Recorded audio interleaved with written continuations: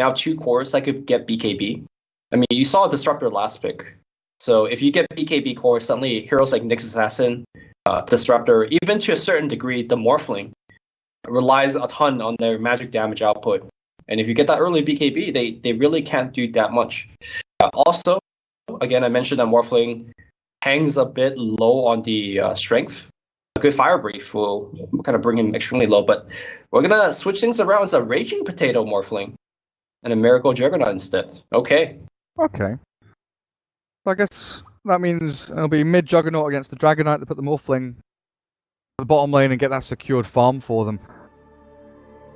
As the off lane from Execration, what is it just going to be DJ on his own? Like 343 is going to be kind of roaming around, but can the Mirana go and stand up top with the Sand King and maybe apply that little more pressure, just right click into maybe the Disruptor or the Morphling in the initial stages? He might have to. I think 343 might actually go with him a little bit. The weakness of this Shadow Demon Mirana combination is that whenever you see one of them gone, like you could be expecting that they're actually together looking for a gank and looking for a kill. You know, like for example, if Mineski, one of their supports gone, you know, Ninja-Boogie could just be like pulling, Disruptor could be ganking. It's so obvious when the Execration supports are gone because they have to be gone together. That is the weakness of like Shadow Demon Kunkka, Shadow Demon Nyx, that kind of setup. But still putting the Morphling mid, it looks like, Mineski. I've pulled a couple of tangos and Miracle's got the safe lane build. So okay. Even more interesting.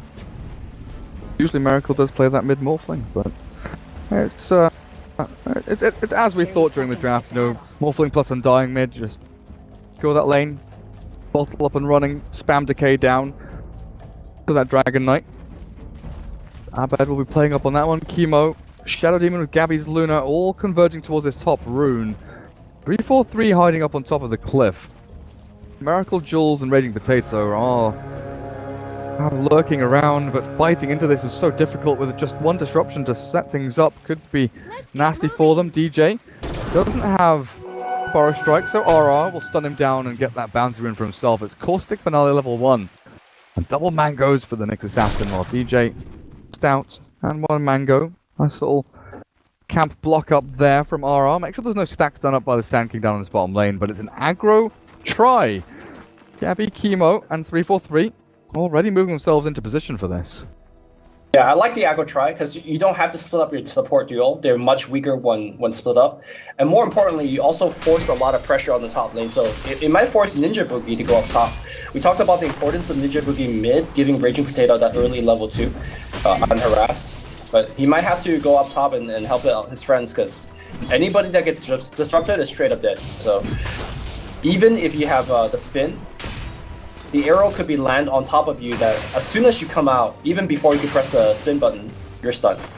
I mean, you can still spin after disruption before arrow, but you get stunned, but you don't take the damage. Okay, you sure about that? Yeah, it's the same with Astral and like Rage and Carapace and all these things. There's like a window between them where you can BKB, spin, Rage, or Carapace. But the stun always hits first. It's like stun, and then you cast your spell, and then the damage hits. So you're actually able to block out the damage. That's why it was always weird when, like, Lifestealer against Bane Mirana, you know, back in, what was it, like TI3? The Bane would Nightmare, and the arrow would land, but Lifestealer would, like, Rage and get stunned by arrow at the same time. And it wasn't until, like, the combat log started getting used that we realized what was happening.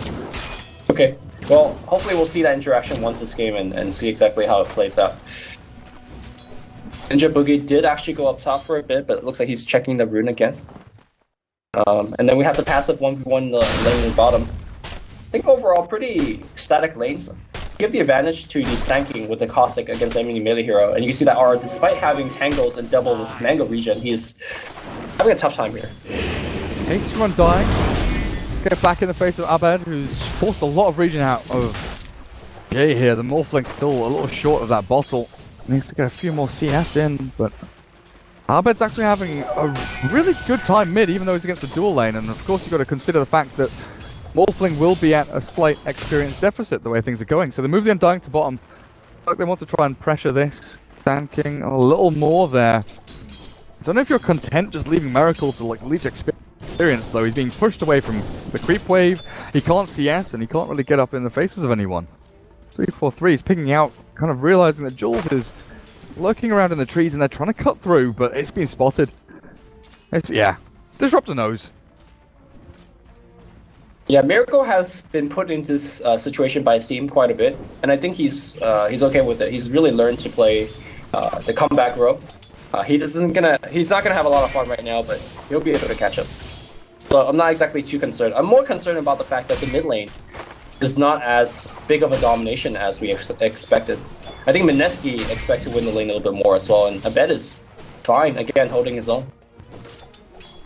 A little bit surprising. And 343, oh, he's actually looking to cut in behind tier 1 and tier 2 mid, but the courier is already upgraded and flying this bottle across onto the Morphling, so Mirana's still on level 2, going back up towards the top. Well, yet to see this disruption to arrow combo, but again, they want to go on the disruptor. They're picking out Jules. That is like the one hero that they can kill. They've cut themselves, again, away through the trees, but arrows expended there by 343 to kill off a big old Wild Wing. Bottom. Jay. Carapace is there. Ninja Boogie throws down another decay with a soul rip. DJ does drop low, but holding onto the salve means that he can just heal himself back up to full. That's lots of mana expended by Mineski. That's a lot of their aggressive potential now gone down the drain pretty much. Top lane Chemo gonna get glimpsed back, and that should be a kill. Well, the disruption trying to get forced out. He might disrupt himself in the very last second. He does. He needs some sick illusion jukes, but looks like the real one has been found. Body block coming out from Gabby. They will save Chemo. Chemo turns around, drops the soul catcher, gonna focus on Jules instead. Jules needs that healing ward. Miracle not microing it to him. First blood goes to Gabby. Very nice turnaround. I thought for sure he was gonna die there, but stick charges. Chemo makes it work. Yeah. Charges and body blocks. Execration. Get away with murder. Oh, I love the fact that he's not going for the poison build too. Oh yeah, absolutely. He's gone for the 2-1. And the soul catcher. Very good stuff. As Undying denied himself to a neutral down a bottom lane, no big deal, but Sand King, 22-1. The Nyx has kind of reached gap and moved himself a wave ahead of the SK for now, but again, RR has Quelling Blade PMS. Plays aggressively forward into DJ and it's aggressive dual lane, but up at top they've found Jules again. Disruption is set up and it's a simple kill, I think, there, with a glimpse back. That removed Gabby from experience range, I think it might have, but still, it's a dead disruptor and the two supports will find themselves a nice amount of golden experience. Yeah. Once again, Mineski lose out on most of the lanes. So, coming in 1 week ago, if this happened in ROG Master, I would have said for sure it's Mineski that's gonna win the series quite easily, in fact, but 3-4-3 effect. Yeah. With every pass and every game, it seems like Execration plays a little bit better. Maybe Mineski hasn't trained as hard. I'm not exactly sure what the case is, but they need to really ignite their engines. Let's go, guys. Alright, what happened to the intro, boys? What happened to that lane domination and early aggression? Mineski will move this level 6 Nyx Assassin with a Vendetta up towards the top lane and hunt down Chemo, but the sentry, oh, it spots him. They know he's there. RR. Chemo, I think, gives it away there a little bit. Nyx Assassin's first rotation will come to nothing. Ninja Boogie is given bottom lane experience, but free farm DJ, mid lane, the Dragonites, you know, going ham on these creeps. Currently sitting at the top of the net worth, 2800 with the Luna just behind him. And Juggernaut, you know, keep looking at this Miracle Jug and thinking, maybe he'd be in the mid lane. Things would be a bit nicer, but I guess you couldn't have had Morphling plus Disrupt at top against this aggressive trial, and that would have gone even worse. Yeah, for sure. Because Juggernaut, despite being a melee hero, is actually much tankier. Morphling will survive, but I think Morphling actually farms less, because every time he walks in for a CS, he'll get pummeled much harder. And you don't want to buy Bottom PMS on Morphling, really, yeah. Undying dies to DJ and 3-4-3 as they combo up nicely there. Yep. Top. Won't go in on them just yet. Again, chipping away with the Lucent Beam is very nice, but Dragon Form from Abed. Coming back into position, he'll land a stun, but the damage is lacking here, and Raging Potato, very low on HP, cannot turn. Fight up against it, another Dragon Tail is ready. Abed might be able to go for this with an arrow to follow through, but Won't have the range on it while the Nyx Assassin pops himself to Invis. Got no reveal here, and I think RR with enough mana for another stun in. They wait for forward. Oh, Raging Potato with the low HP play. Actually goes in with a kill, blocks off the arrow line. And they'll be able to TP back to Fountain, jumps in. The replicant there as well, bottom regen up, and now stun will not land. The waveform ready for Raging Potato, jumps forward, and there we go. A double kill for the Morphling. Perfect play out from Mineski. Well, that was actually perfect play by Bimbo. The fact that he made the dragon form right as Dragonite turned range, that illusion actually did a lot of corrosive damage the whole fight. And then he still had time to port back in after TVing back to base. That was...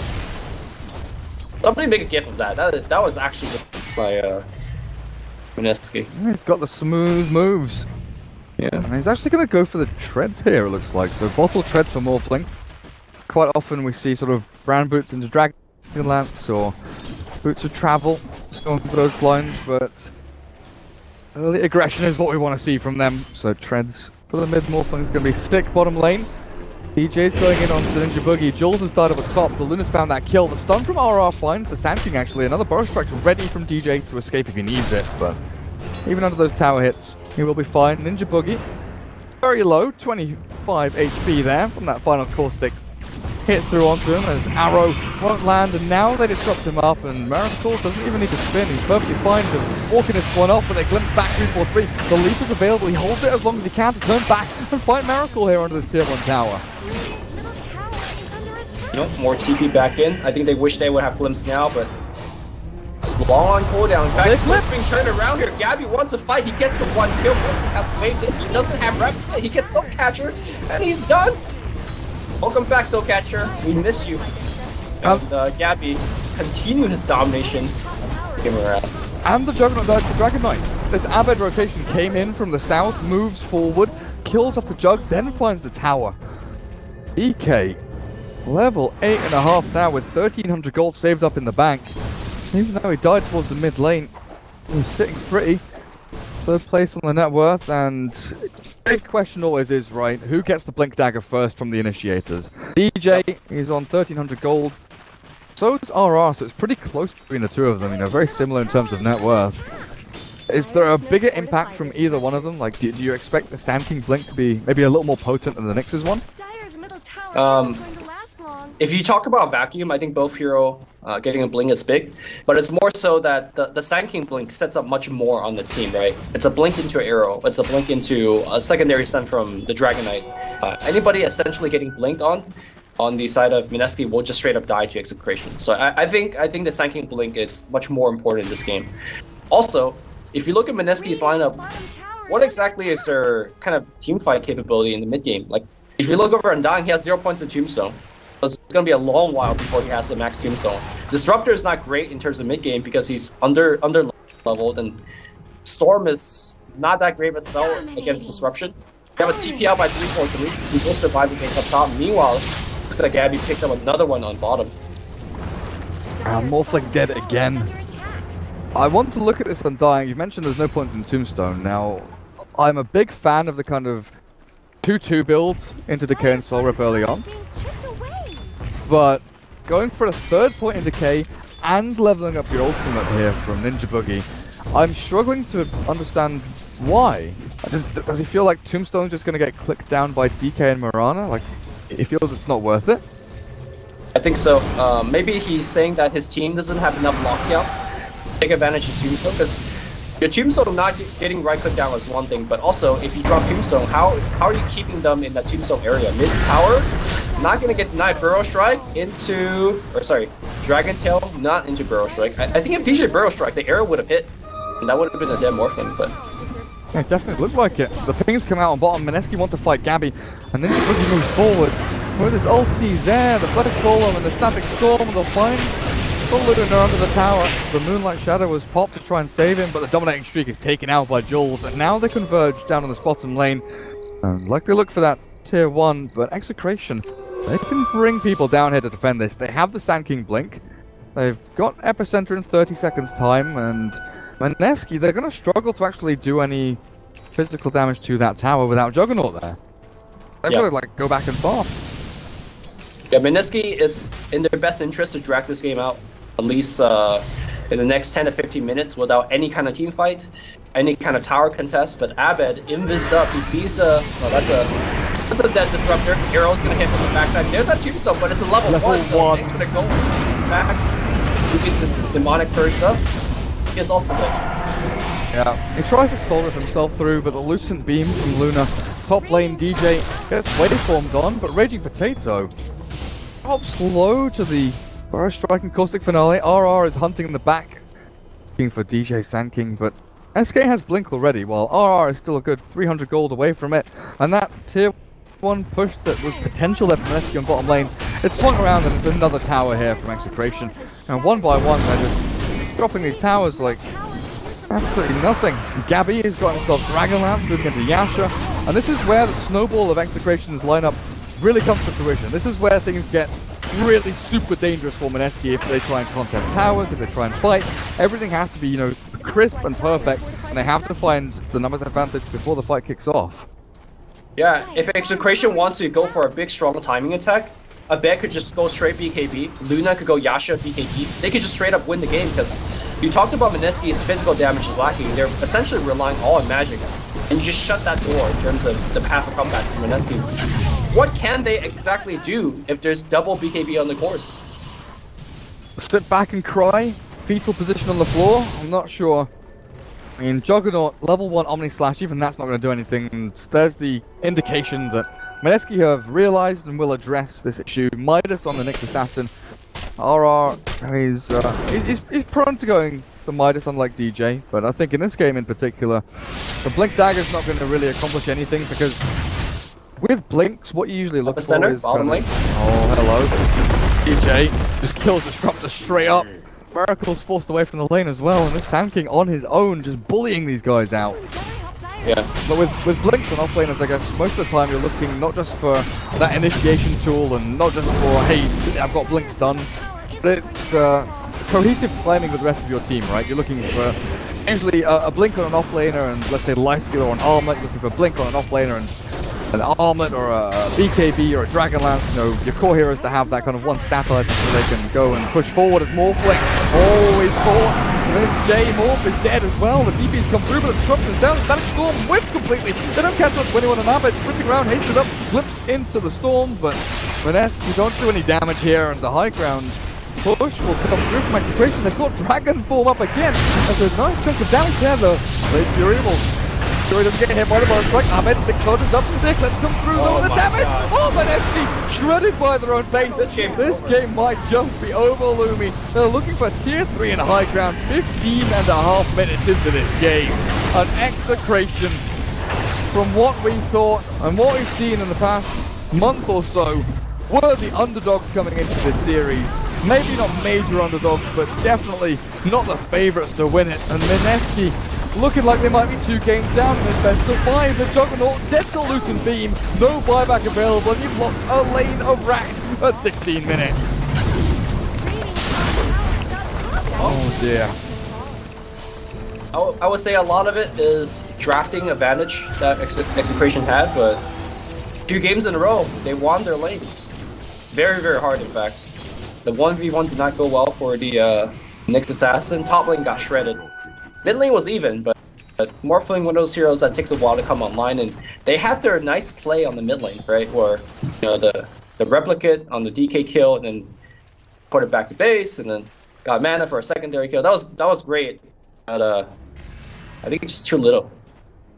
Guess what? 343 is not playing Naga this game, but he's still finding a way to transition.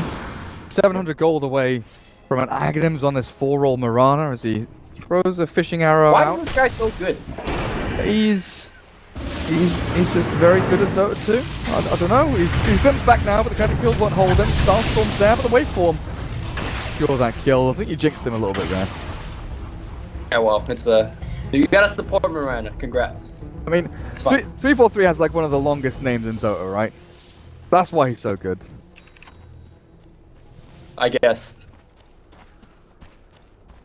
Yes. Well, I'll be dead for 15 seconds. Can come back though with DK ulti up. Luna has Eclipse in 20 seconds. That a full yeah, of course. It's a full Manta for Gabby. With the racks falling on the mid lane, it's just huge influx of gold. Aghanims for DJ's nearly done.